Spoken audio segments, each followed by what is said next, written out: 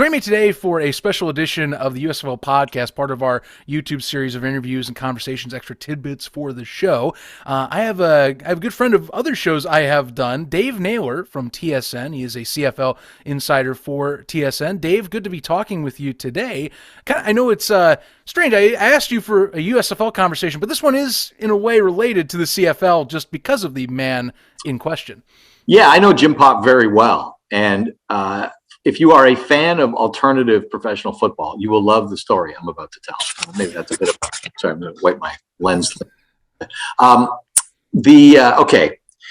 In 1992, there was something called the Professional Spring Football League. Okay. It was an alternative league that was going to play its Red, White, and Blue Bowl, which was the name of its championship game, at RFK Stadium in Washington in June of 1992. Okay. I remember the brochure for this league, and I actually have it somewhere. I moved last spring, so it maybe didn't make the cut, but I had this thing. I used to show it to people as a like-minded fan of alternative professional football. So this is one of these leagues where they ran all of their training camps like in one site. I forget how many teams were in this league. Okay. 8, like that, 6, whatever. So they got all the players on site in one location in, I think it was in Las Vegas. And so Jim Popp was, the title I may have incorrect, but basically the director of player personnel for this league. He was 26, 27 years old. He'd worked at the Citadel as a coach. He played at Michigan State. His father, people may or may not know this, Joe Popp, coached in college and the NFL. I believe he coached at Georgia Tech. He was on the staff there. He was also on the staff of Bud Carson of the Cleveland Browns, okay. Which Mark Trestman was on that staff as well. So if you're looking for connections there, I believe Thomas Dimitroff Sr. was on that staff as well. So if you're looking, so I can go on, Zach. Football geography is my favorite game. So, sure. This guy played with that guy and connects to this guy. Anyway, okay. So Jim Popp, son of Joe Popp, was the director of player personnel for the Professional Spring Football League. And at the time, a guy named Dan Rambo was down scouting that training camp. Now, Dan Rambo, in recent times, was actually an advisor to the Ottawa Red Blacks on their recent general manager hire. He is a former NFL scout. I believe he scouted for Denver for about 8 years. And he was the general manager of Ottawa like 30 years ago. And then he worked in Saskatchewan, and I think it was kind of an advisory role for the GM. So he was working. I'm giving you way too much detail. You have to be a complete football nerd to appreciate this story. But if you are, you will. So Dan Rambo flies down representing Saskatchewan to cover this training camp. And, Dan understands the fragile nature of startup alternative professional football. So before he leaves, he essentially says to Jim Popp, you seem like a bright young guy who, really knows what he's doing. If anything ever happens to this league, I could probably get you a job in Canada. And he hands him his card. A month later, the PSFL folds. Jim Popp looks at the card, calls Dan Rambo and says, league's not going to happen. Any opportunities in Canada? Dan Rambo says, I just booked you a flight to Regina, Saskatchewan. When you get there, you're going to meet a guy named Don Matthews. He's going to interview you, and you're getting an opportunity to take on a job. And it was the receivers coach job with the Saskatchewan Roughriders. And he also, because he had an interest in a bit of a background in personnel, did that as well. 2 years later, the CFL expanded to Baltimore. Don Matthews took the job there as head coach and also had the GM title. Jim Popp went with him. That franchise later went to Montreal. Jim Popp went with it, had a 20-some year run as general manager and, of course, in Toronto again. So the weird thing is the road into the CFL for Jim Popp was an alternative professional football league in the spring. Right. And his first significant stop, I know he's worked with Alabama State. He's been doing some college stuff. But in pro football, his first stop out of the CFL is an alternative professional football league in the spring. So he certainly has both the qualifications from long ago and more recently for this job. Told you that was a good one. Yeah, no, I love the story. I mean, hey, it ties in because you went right into his tenure at Saskatchewan, and it just ties in well. I will say part of his overall encompassing CFL impact. Yeah. It's amazing. He transferred from the American expansion era, and Mhm. seemed like they did it very well, smoothly, to where he had that long, successful tenure with Montreal, or at least as so smoothly as I imagine you can have it, where you're moving an entire organization back to what was once a prominent city for CFL football. Well, and it was the Wild West days of the CFL. I mean, the league was, hanging by a thread, right? And you Yeah. got to when they won that Grey Cup in '95 in Baltimore, they were able to take anybody under contract with them to Montreal, but they had no Canadians. Like, and there was no draft for Canadians. Like they were basically, you know, CFL free agents, street free agents. That's how they stacked their Canadian roster, which is amazing that they did that. Wow. The other thing, here's another bit of trivia. You'll love this. So now when players are coming to going from NFL to CFL, there's protocols about how they can go and when they can sign Sure. and when they can work out. And there's no money exchange between the two leagues, right? Well, in those days, there was no rules about going from the CFL to the NFL. And it was basically whatever you could do. So Jim Popp, I don't think he'll mind me telling this story.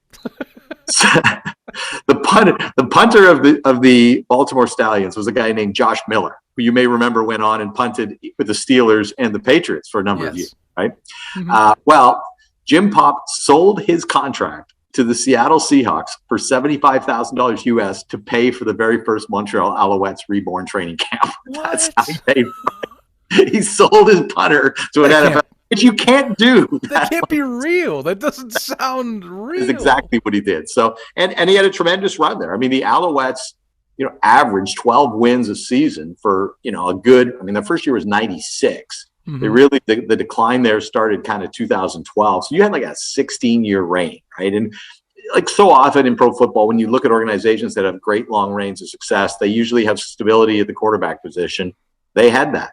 They had Tracy Ham, who they brought with them from Baltimore, and then he passed on to Anthony Calvillo. And I mean, that's any organization you see, how many quarterbacks they had since, over 16 years? 2. Well, you know what? You've had a lot of success if you've had one guy or two guys hold that job that long. But, one of the things I learned about Jim was how early he would get on a player. And by that, I mean, Autry Denson, I'll just pick a name, who played at Notre Dame, you remember. He came, a running back, came to play in the CFL. And whenever a guy, especially if he was a name, came to Montreal, I would always say to Jim, so what's the story there? How'd you get him? And I was amazed at how often, the first contact was like when the guy first left school, like 4 years ago, right? Because as we know, guys do their time in the NFL, the practice roster, the bottom of the roster, get to play because of injuries, whatever it happens to be. Sure. It often takes them, 2, 3, 4 years until they've given up the NFL dream and they're tired of getting bits and pieces and they're going to go play in Canada or whatever. So that was just one of the things that I know Jim didn't chase people very often, he was more of a guy who let players come to him. He understood the balance of the universe, that there are more players than there are jobs. And, there may have been particular players in free agency or maybe a guy who'd come from the NFL that he really went hard after. But Jim was more of a, here's the opportunity, here's what we provide. You let me know if you want to play kind of guy. He was, I remember this time, again, I'll probably leave some details out of the story, but it was, I'm like expecting now. We're like, it's not just you, but like somehow he'll find me, or like the league's gonna be like, hey, can you like cut that out? Well, no, these are kind of stories that I don't think I reported at the time, but yeah.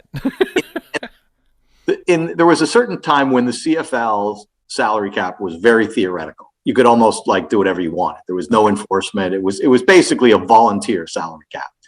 And during that time, Jesse Palmer was the backup quarterback of the New York Giants. And, a 4th-round pick out of Florida, big name in Canada, from Ottawa. And Montreal had his rights. He actually did a year in the CFL, or about half a year in the CFL, right? He never played. He just went in for half a season, and then in the offseason found he could make, a lot more money and open a lot more doors outside of the CFL than he could be in a CFL player. Everybody would understand why Jesse Palmer moved on with things. But anyway, Before he came to Montreal, when he's with the Giants, apparently his agent called Jim Popp one time and said, if you can come up with $1 million, I'll deliver Jesse Palmer to you, which, the agent probably thought was really appealing because, big name, started in the SEC, mid-round NFL draft pick and all that. And Jim told me his response was, he said to the agent, well, he ain't as good as the guy we got, which was Anthony Calvillo at the time, right? Yeah, So, which right. you can imagine an NFL agent not expecting to hear that. And with all due respect to Jesse Palmer, who, only got 3 starts in the NFL, so we really don't know what kind of professional quarterback he would have been. Anthony Calvillo, who at that stage of his career was pretty much at his absolute peak.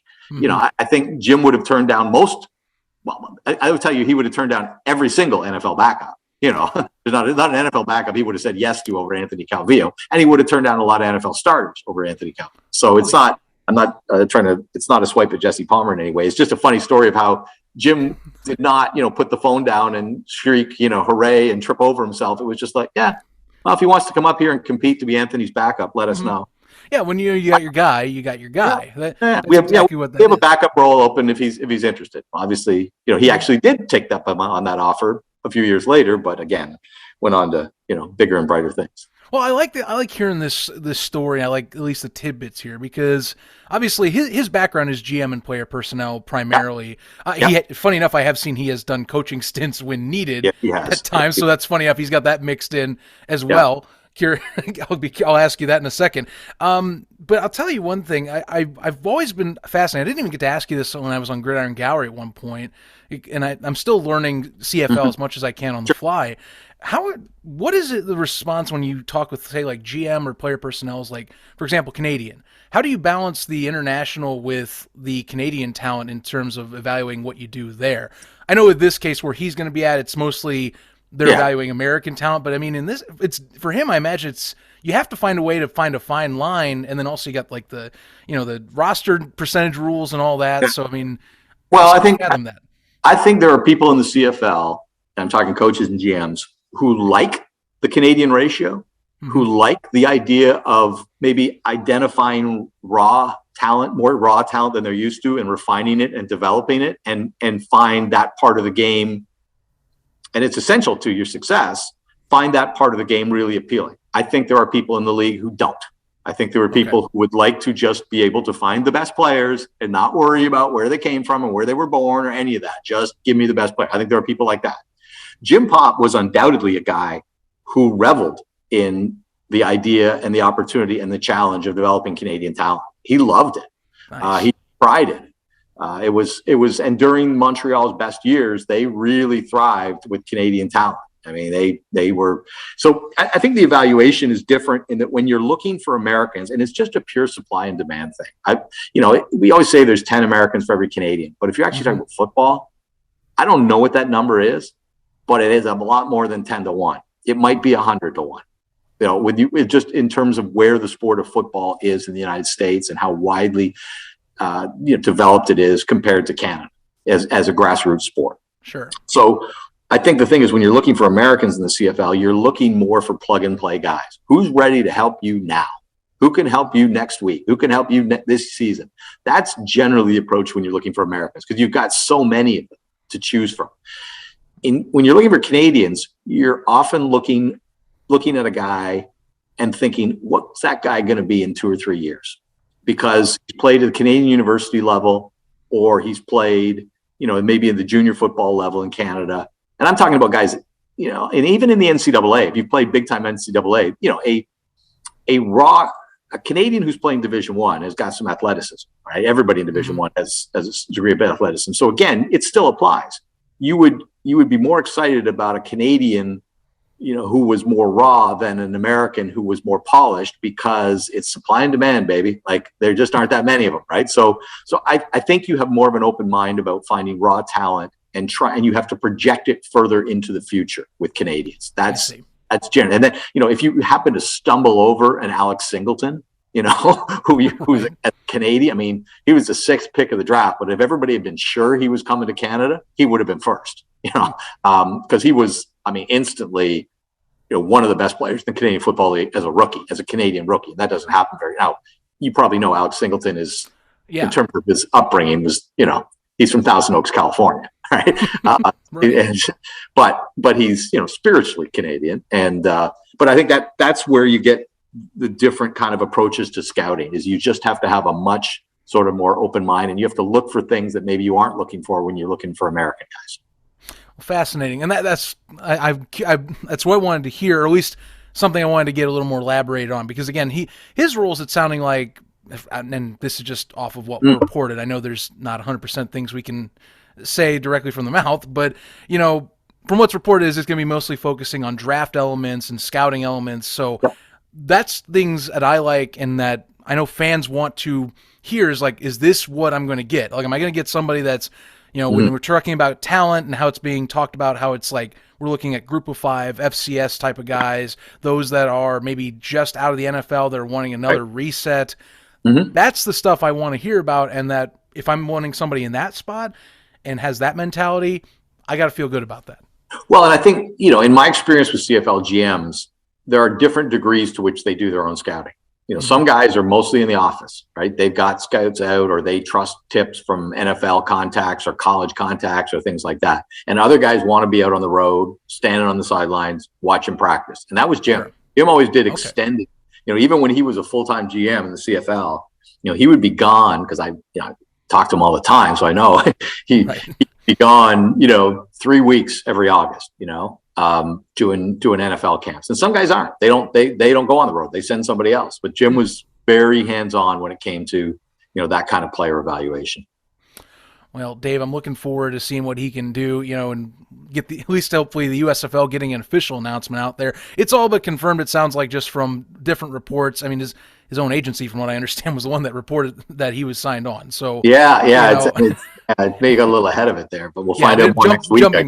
Jumping right into it is what I would say they were doing. So I'm looking forward to see what he can do. I want to end with one question for yourself, mainly while I have you here, and since you're reporting the CFL, you see competitors in to many that space, where it's that spring summer session that people that they come and go, and even with the USFL, the XFL in 2020, we saw that kind of discussion happen on talent pools and things. And now in 2023, we're going to get even more so of that. Where does the league stand with just these entries of new American leagues? Does it matter because of just the track record, or say if year 2 gets around, do we then rediscuss this? It's changed a little bit. And I'll tell you, in the fall of 2018, CFL GMs, team presidents were freaking out about the AAF. That was like, they were worried that this was the one that was going to sustain, right? Bill Polian, Charlie Ebersol, supposedly well-financed. They had, opportunities for players to do professional development outside of football. The salary range was, it looked like a well-oiled machine in the fall of 2018. They were really nervous about that one. Because you're right. There's tons of players, but every time you dig down, especially when you start digging around quarterbacks. So what are most NFL teams keeping, like 5 quarterbacks now, and they got 32 teams? So there's 160 guys. If you bring in a league that's going to keep, even as an 8-team league, is going to keep 3 more, that's another 25. And you're not going to lose your stars who are making, 400,000 or 500,000 in the CFL, but you're going to be competing for the guys who should be replacing those guys, right? You're now going to be in competition for those guys because with another league. So the AAF, people freaked out over. The fact that one went poof so fast, a year later, by the time the XFL came around, they were kind of like, it was almost like they've gone to the other extreme where nobody was even talking about, nobody was worried. And then the XFL, went and played, and who knows what would have happened. I think they would have had a longer run than 6 weeks or whatever it was. But the CFL kind of shrugged its shoulders and said, well, we knew one way or another way it would go away, and it has. And now when you get into I was calling GMs last week about the USFL and asking them, and they're all under the impression that economically it's going to be very much aligned with the way the spring league was, which was not competitive, right? It was a guys just out of school, need film, need to prove they came back from an injury, need to get into an NFL camp. And it served its purpose for a lot of guys in both leagues.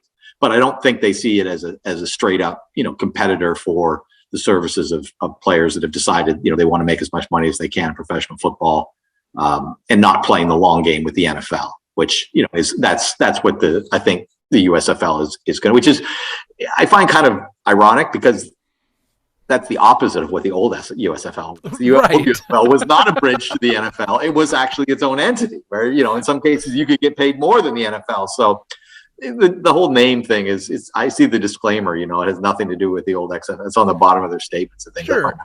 Oh yeah, I find that hilarious. You bring that. Like I said, that's something that's, if we're talking communities and just discussion how that goes, because spring football has its own separate community of people that are outside even the realm of NFL guys at times. Right. And since this has come up, you're getting old school USFL fans coming left and right going, this isn't it. I'm not going to get a Herschel Walker. I'm not going to get a Doug Flutie or a Steve Young, and I get that. I completely. Well, I said that the day they announced it, right? Because they had Doug Flutie in the video. Right. And talking about all these guys that, played in the league. And I'm like, yeah, but that's not going to be this league. I had agents who thought that was what this league was going to be based on the promotional video. They thought it was the greatest thing in the world because we're going to get back into bidding wars for talent. And I don't think so. But I can't blame them because that's kind of what they projected on the day that they announced, right? Sure. Like we're back. Well, no, it's professional spring football, but that's kind of feels like where the similarities end. Right. It's a different vibe. I'm sitting here myself. I've said it on the shows and I'll say it here. Like, I'm trying my best. I'm trying to keep people in mind where it's like, hey, this is different, it's another opportunity for players. That's how I've looked at it, even with the other economics of the PR or the media or the social media scene of it. It's the players and more opportunities, and they're trying a different experiment than what has been done in the past is how I've seen it. What they do, we'll find out. But I mean, it's the idea that they're going to play every team in Birmingham, and I don't understand the economics of it. I assume it has a lot to do with television. Yeah, it's leaning that way for sure. It's cheap content for television that will draw decent numbers of eyeballs, which is that's a workable business model potentially. Yeah. Hopefully we'll find out. Hey, maybe for some reason we'll be wrapping back around and talking on that again. I do need to get on as I end this here. Can I toss you before I go? Yeah. I know you're going to jump in there. Let's play a little USFL trivia. I think this is right. I've never actually been able to prove it, but the last 3 professional players from the USFL who are still playing. They're still playing? Like the last guys to retire who were USFL players. Well, I know. I mean, Flutie technically ended his career. That's one. In 05. That's one. Oh my God. One should be obvious. One will be hard. One should be obvious. One should be hard. I feel like we're talking special. Wait. Wouldn't be. I'll give. They both played for the Memphis Showboats. That's extra. And I've been trying to do my best research here with the original, of course. I'm gonna say one of them. I want to say Anderson, like the kicker. I'm gonna be frank. If it's not that, then I'm not 100%, and I'm gonna be kicking myself when you say it. Reggie White. Okay, that's fair. Yes, that's fair. He was. I say like guys who played in pro football. Right? Like I underestimated is what I just did with that. Reggie White, and the other one is Henry Gizmo Williams, who actually presented recently at the CFL Award Show in Hamilton, and did a wonderful job. He ran for the Eagles he returned for the Eagles for about a season, but he was a Memphis Showboat as well. So the last 3 USFL players who were actually playing pro football, I believe, were Gizmo Williams, Reggie White, and Doug Flutie. I knew White was on the Showboats. I'm going to put that out there. Tenure wasn't sticking with me, so I don't know.